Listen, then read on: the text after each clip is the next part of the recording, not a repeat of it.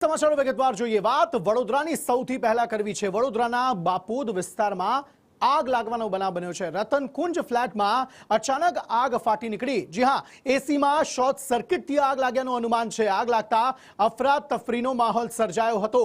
Fire બ્રિગેડે આગ પર કાબુ મેળવ્યો છે, પરંતુ આગ શોર્ટ સર્કિટના કારણે લાગી અને તેમાં અફરાતફરીનો માહોલ સર્જાયાના જે દ્રશ્યો છે તે સામે આવ્યા છે. આ સમગ્ર મામલે વધુ માહિતી સાથે સંવાદદાતા કૃણાલ શર્મા જોડાઈ ગયા છે. કૃણાલ, આ સમગ્ર મામલે શું વધુ વિગતો? હાલ પરિસ્થિતિ કેવી છે? શોર્ટ સર્કિટના કારણે આગ લાગ્યાનું અનુમાન સેવામાં આવી રહ્યું છે.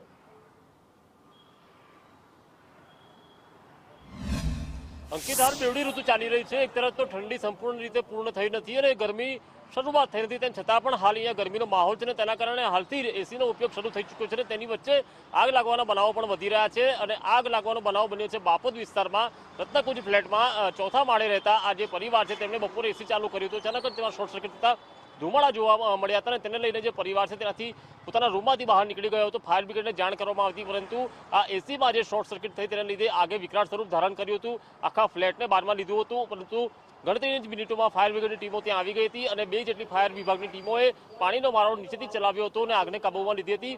મહત્વની વાત છે કે સમય સૂચકતા વાપરીને પરિવાર ઘરની બહાર નીકળી ગયો, એટલે આ ઘટનામાં કોઈને પણ નુકસાન નથી. પરંતુ એ વાત ચોક્કસ છે કે આગામી દિવસોમાં ગરમી વધતા ફોર વ્હીલર હોય કે એસીને શોર્ટ સર્કિટના આગના બનાવો વધતા હોય છે. જી કૃણાલ, આભાર.